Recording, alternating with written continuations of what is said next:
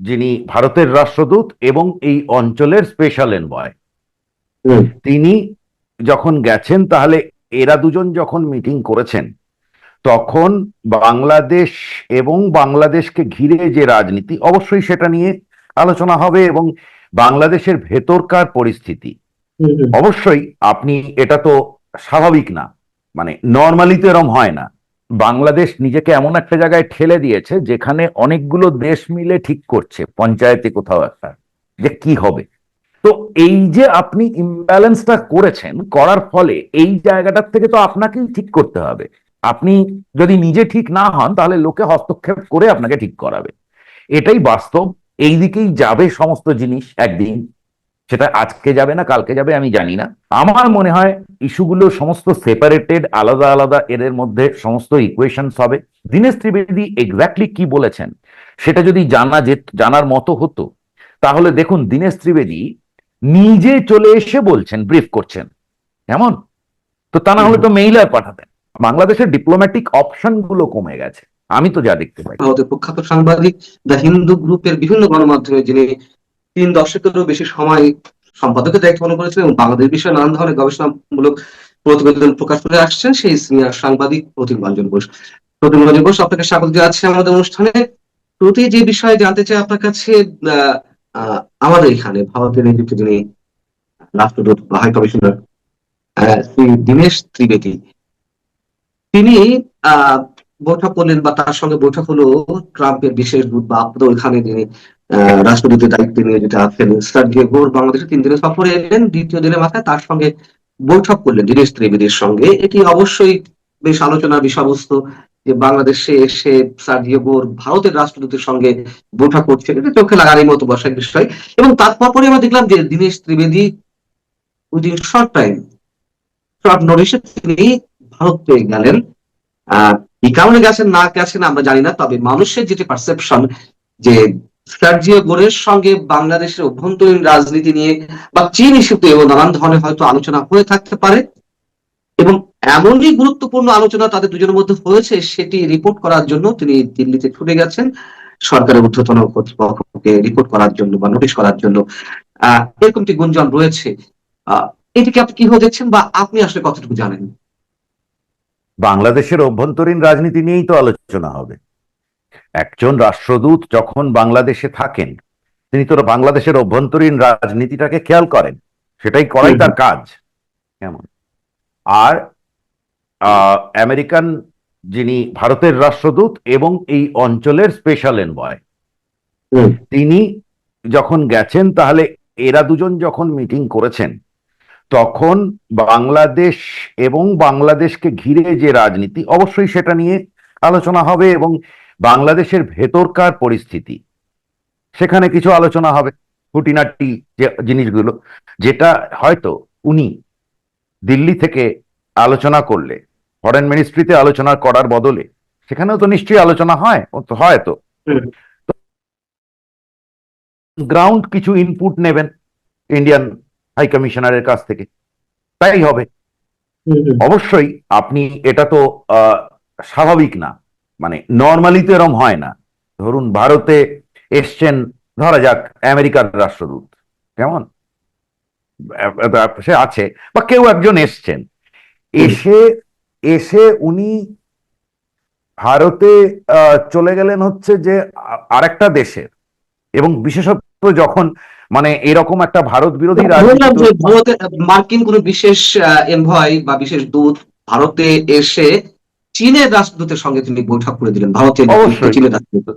তাতে গন্ডগোল, তাতে তো অবশ্যই এরকম, এটা তো হ্যাঁ, হ্যাঁ। স্বাভাবিক হয় না। এখন হুম। মুশকিলটা হচ্ছে যে এক্ষেত্রে আপনি দেখুন, একটা কথা আমি খুব স্পষ্ট করে বলি, বাংলাদেশ মনে করে, বাংলাদেশ একটা অদ্ভুত কি করেছে, তার ডিপ্লোম্যাটিক ফ্লেক্সিবিলিটিটা কমে গেছে। ডিপ্লোম্যাটিক ফ্লেক্সিবিলিটি মানে পররাষ্ট্র নীতিতে কেউ কারো শত্রু না, কেউ কারো বন্ধু না, কেমন, depending on issue, threat perception ইত্যাদি, সেই বেসিসে রিয়াকশনটা হয়। বিশেষত যখন একটা ছোট দেশ, ধরুন ভারত যখন আমেরিকার সঙ্গে ডিল করছে, তখন তাকে সামলে চলতে হবে কোথায় কতটা যাবে। সিমিলারলি বাংলাদেশকেও সামলে ভারতের সঙ্গে যখন সে ডিল করছে, এটাই নিয়ম। জগতের নিয়ম। এখন বাংলাদেশ কি করেছে, সে ভারত বিরোধী হবে, এটা হচ্ছে তার পররাষ্ট্রনীতির মূল, বা সমস্ত রাজনীতিটা এটার উপর আছে দাঁড়িয়ে। এটা যদি ওই যে বললাম যে ঘরের ভেতর আপনি চারটে ভারতকে গাল দিলে এতে কিছু হবে না, কিন্তু যদি আপনি পাকিস্তানের মতো, যে আমরা এখানে ভারতের শত্রুতা করাটা আমাদের জীবনের মূল মন্ত্র হয়ে দাঁড়াবে, এটা হলেই তখন মুশকিল, কারণ আপনার হিস্ট্রি আছে। এবং সেটা আমেরিকা 2001 থেকে 2009, 10, 11 আমেরিকার কেবল জুড়ে থাকতো হচ্ছে শুধু টেররিজম আর টেররিজম। এই তারেক রহমানের মা যখন প্রধানমন্ত্রী ছিলেন তখন এই টেররিজম নিয়ে, এবং সরকার টেররিজমের এগেনস্টে ব্যবস্থা নিচ্ছে না, এটা নিয়ে বাংলাদেশের কেবল, ভারতবর্ষের পার্লামেন্টে বলা যে এরা ডিনাই করে যাচ্ছে সব, এই সমস্ত চলেছে।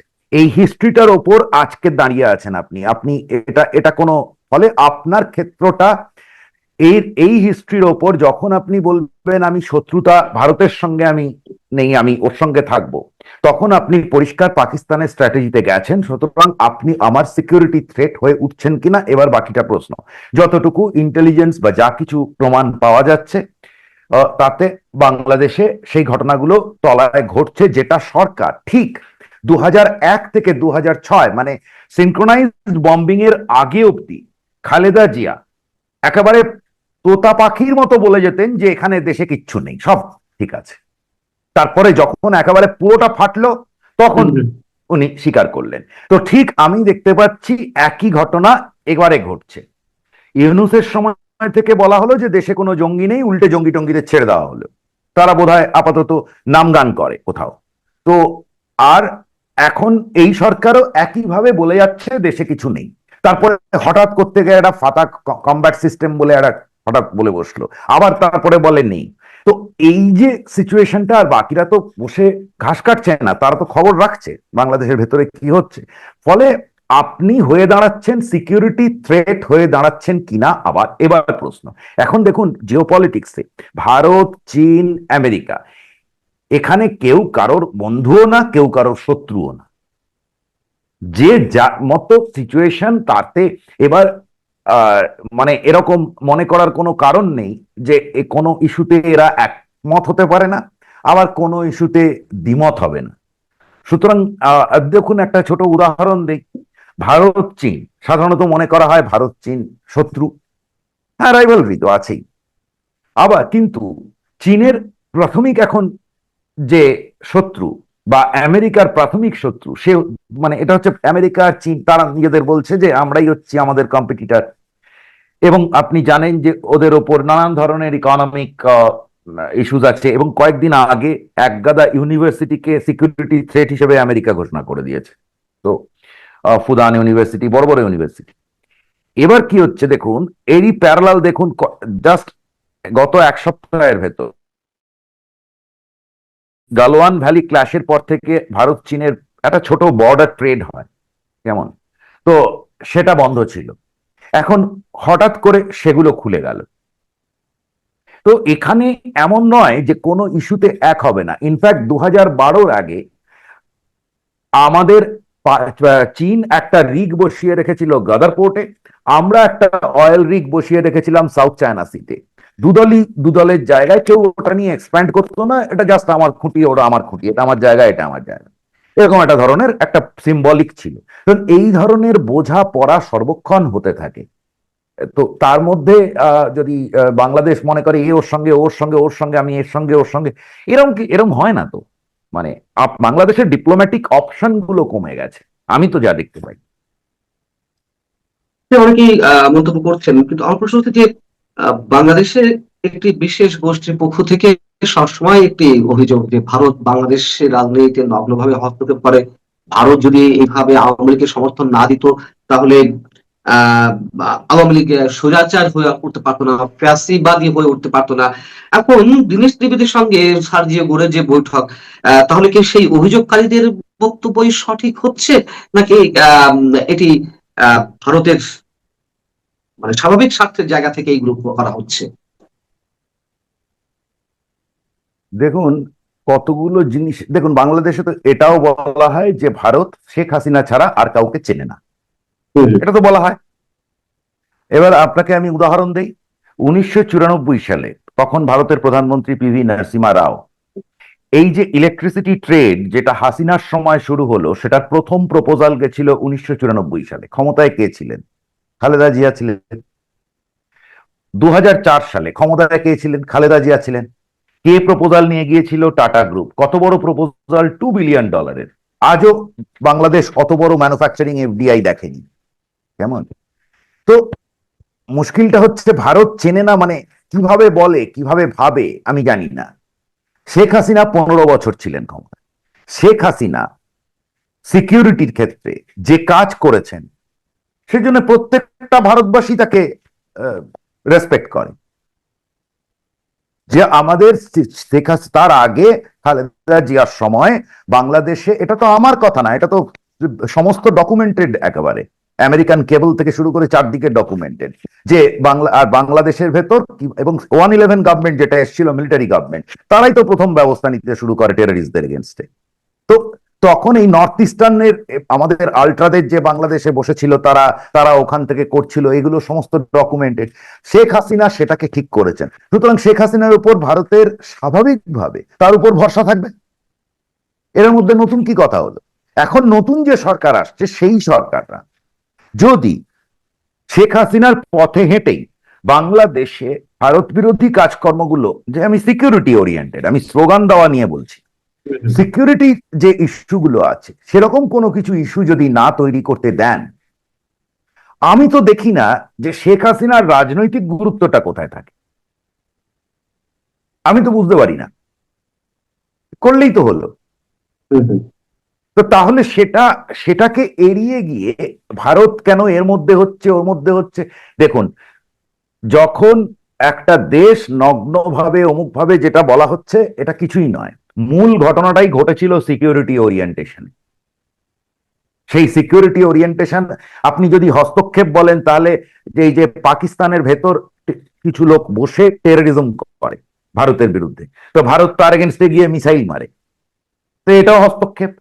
তো হস্তক্ষেপ যখন আমেরিকা এসে পাকিস্তানে ঢুকে বিন লাদেনকে তুলে নিয়ে যায়, হস্তক্ষেপ না? হস্তক্ষেপ। এরকম পৃথিবীতে গাদা গাদা উদাহরণ আছে হস্তক্ষেপের। এগুলো আপনি বলতে পারেন তাহলে সেই কাজগুলো না করলেই হয়। কিন্তু আপনি যদি বলেন ওটা স্বাধীনতা, তাহলে লোকে হস্তক্ষেপ করবেই। আর ভারতকে বলছেন, ভালো কথা, ভারতকে বলছেন আপনি যে আমেরিকার সঙ্গে চুক্তি করছেন, আমেরিকা আপনার সঙ্গে চুক্তি করবে কি করবে না, আপনি কি জিনিস কিনবেন বা কিনবেন না, সেটা আপনাদের বিষয়। সে আপনি বেশি দাম দিয়ে কিনুন, কম দাম দিয়ে কিনুন, আমাদের দেখার দরকার নেই।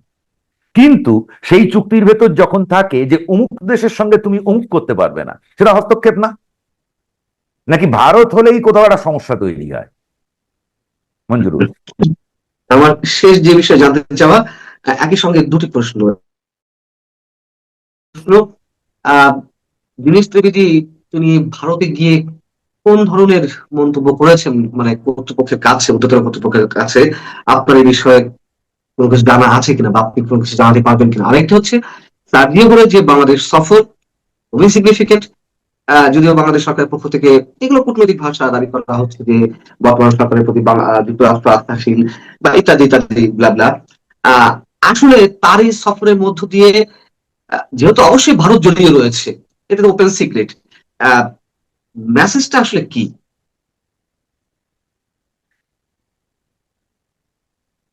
মেসেজটা এক্সাক্ট কি হবে আউটকাম, সেটা এখনই বোঝা যাচ্ছে না, বোঝা যাবেও না। তার কারণ হচ্ছে যে বাংলাদেশ নিজেকে এমন একটা জায়গায় ঠেলে দিয়েছে যেখানে অনেকগুলো দেশ মিলে ঠিক করছে পঞ্চায়েতে কোথাও একটা, যে কি হবে। বাংলাদেশ নিজেকে যা খুশি মনে করতে পারে, কিন্তু বাস্তব এটাই। তো তার মাঝখানে, তার কারণ সে কতগুলো প্রবলেম তৈরি করে ফেলেছে। আপনার শেখ হাসিনা সম্পর্কে আপনার 1,100 কি 1,100,000 আপনার অভিযোগ থাকতে পারে, এটা কোনো সমস্যা না। সমস্যাটা হচ্ছে, কেমন ধরুন আপনি পার্টিটাকে ব্যান করে দিলেন, ব্যান করে দিয়ে ওদের সবার এগেনস্টে কেস দিয়ে দিলেন, জেলে ভরে দিলেন, যাকে পারছেন ধরছেন, ওকে ওকে বলছেন ও টেররিস্ট, আর যারা টেররিস্ট তাদেরকে ধরে বাইরে ছেড়ে দিলেন। তো এই যে আপনি ইমব্যালেন্সটা করেছেন, করার ফলে এই জায়গাটার থেকে তো আপনাকেই ঠিক করতে হবে। আপনি যদি নিজে ঠিক না হন তাহলে লোকে হস্তক্ষেপ করে আপনাকে ঠিক করাবে। এটাই বাস্তব। এই দিকেই যাবে সমস্ত জিনিস একদিন। সেটা আজকে যাবে না কালকে যাবে আমি জানি না। আমার মনে হয় ইস্যুগুলো সমস্ত সেপারেটেড, আলাদা আলাদা, এদের মধ্যে সমস্ত ইকুয়েশনস হবে। দীনেশ ত্রিবেদী এক্স্যাক্টলি কি বলেছেন সেটা যদি জানার মতো হতো, তাহলে দেখুন দীনেশ ত্রিবেদী নিজে চলে এসে বলছেন, ব্রিফ করছেন। কেমন? তো তা না হলে তো মেইলার পাঠাতেন, মেইলার পাঠাচ্ছেন না কেন? এমন নিজে এসে বলছেন। সুতরাং it is classified, it is classified. ওনারা কি বলছেন সেই ইনফরমেশন থেকে আমি জানি, আমি অনেকে অনেক কিছু বলছে যে এটা হয়েছে, ওটা হয়েছে, সেটা হয়েছে। আমি এরকম ভাবে কথা বলি না, যা আমি শুনিনি নিজের কানে। আমি এরকম কথা বা আমার চেনাশুনো কারোর শোনার হবে না। যারা শুনেছে ওই জিনিসগুলো তারা কেউ বাইরে এই একটা কথা বলবে না, ছিটে ফোটা বাইরে থাকবে যে কি হয়েছে। তো সুতরাং এই দর যেটা বোঝা যাচ্ছে, এই দর কষাকষি গুলো নিজেদের ভেতর চলছে। সবাই কিছু না কিছু ছাড়বে, কিছু কিছু থাকবে। কারণ কেউ এখানে এমন নয় যে বাংলাদেশকে কাঁধের উপর তুলে নিয়ে ভারতকে অমুকটা করে দিলাম, দেখিয়ে দিলাম, এই রকম ভাবে হয় না। তাদের ভারতের সঙ্গে তো আরো বড় বড় স্টেকস আছে, তাই না?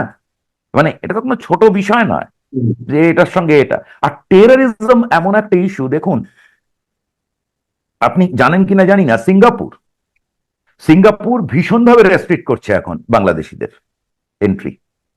কেমন? তো সিঙ্গাপুর কোন ব্লকের? ওয়েস্টার্ন ব্লকের। সবসময় G7-এ ইনভাইটিং থাকে সিঙ্গাপুর। তো এই ইস্যুগুলো হয়তো কিছুদিনের জন্য নিচে গেছে, টেররিজমের ইস্যু হেন তেন কিছুদিনের জন্য নিচে গেছে, এখানে কিন্তু শুধু টেররিজম ইস্যু নয়, এখানে চীন রয়েছে, এখানে ইন্দো প্যাসিফিক স্ট্র্যাটেজি বিষয় রয়েছে, এখানে আওয়ামী লীগ ইস্যু রয়েছে, অভ্যন্তরীণ রাজনীতি বিষয় রয়েছে, ভারত চীন বাংলাদেশ সম্পর্কের ত্রিদেশীয় সম্পর্কের বিষয় রয়েছে, এখানে আমেরিকার স্বার্থের বিষয়, অনেকগুলো বিষয়। অনেক বিষয় আছে, অনেক বড় বড় বিষয় আছে, যার ফলে এটা একটা জায়গায় আমার যেটা মনে হয় যে, মানে দেখুন, আমরা হাইপোথেটিক্যালি বলছি, আজকে ধরুন ইউএস কিছু চাইছে, কথার কথা, এবং ভারত এগ্রি করলো। সে মানে বাংলাদেশ সম্পর্কিত কিছু একটা জিনিস সে চাইছে, ভারত এগ্রি করলো, হাইপোথেটিক্যালি বলছি। তাহলে ইউএস আবার ইন্ডিয়ার জন্য ঠিক আছে, ও এটা চাইছে, ওকে ওটা দিয়ে দিই, হতে পারে না? হতে পারে তো, একই কথা। Similarly China, India. তো এখানে যে ঠিক সবাই বাংলাদেশকে নিয়ে সর্বক্ষণ কথা বলছে এরকম ভাবার কোনো কারণ নেই। কিন্তু হ্যাঁ, বাংলাদেশ নিয়ে যে কনসার্ন আছে ইন্ডিয়ার, সেটা দিনের শেষে সবাই উড়িয়ে ফেলে দেবে, তারা তাদের মতো চলে যাবে, এটাও ঘটবেন। কারণ তারাও তো তাদের দিক থেকে বস্তুত ভারতের জিনিসগুলো যে দেখবে। কনসার্নিং এর মানে কনসার্নের যে বিষয়টি, সেটিকে যুক্তরাষ্ট্র যথেষ্ট মানে গুরুত্ব দিচ্ছে বা দিবে। দেবে, দিতে হবে একটা জায়গায় গিয়ে। আজ না হোক কাল, কিভাবে দেবে, কতটা দেবে কিনা জানি না। দেখুন তুলসী গ্যাবার্ড তো বলেছিলেন বাংলাদেশ নিয়ে, ভারতের যেটা কনসার্ন সেটা তুলসী গ্যাবার্ড বলেছেন। আপনি যদি ওয়েস্টার্ন মিডিয়া দেখেন, তারা একদিকে তারা অ্যান্টাই হাসিনা, পরিষ্কার তাদের স্লান্টে। আপনাকে, you are a media man, you know it very well. কিন্তু Washington Post, New York Times, Guardian, আপনি যে কোনো খবরের কাগজ তুলে দেখুন, তারা কিন্তু বাংলাদেশে এই যে ইসলামাইজেশন এবং থ্রেট, এই ফিয়ার, এগুলো, এই যে ইয়েদের ছেড়ে দেওয়া জেল থেকে, এই যে জিনিসগুলো সমস্ত, এগুলো কিন্তু সবই মিডিয়াতে এসছে। সুতরাং আপনি মনে করবেন না যে জিনিসটা হারিয়ে গেছে কোনো জায়গা থেকে, আছে, সময় লাগে, ঠিক উঠে আসবে, ওটা আছে। আর তারপরে তো বড় বড় ইস্যু আছে, মিয়ানমার ইস্যু আছে, হ্যান আছে, ত্যান আছে, নিজেদের মধ্যে অনেক মারামারি আছে, সেগুলো অন্য প্রশ্ন। কিন্তু ভারতের যে মূল কনসার্ন মানে বাংলাদেশ নিয়ে, সেটা সাস্টেইনস, ওটা থাকবে। মানে ওটা এমন নয় যে অন্যরা মানে না, হ্যান ত্যান, আপনি ভুয়ো কথা বলছেন, আমার এরম হবে না। কারণ সেটার কারণ ভারত না, সেটার কারণ বাংলাদেশের পাস্ট, আর কোনো কারণ না। আর ইউনূসের সময় যে মারাত্মক ক্ষতিটা করা হয়েছে, ওই যে একেবারে জেল খুলে দিয়ে চলে যাও,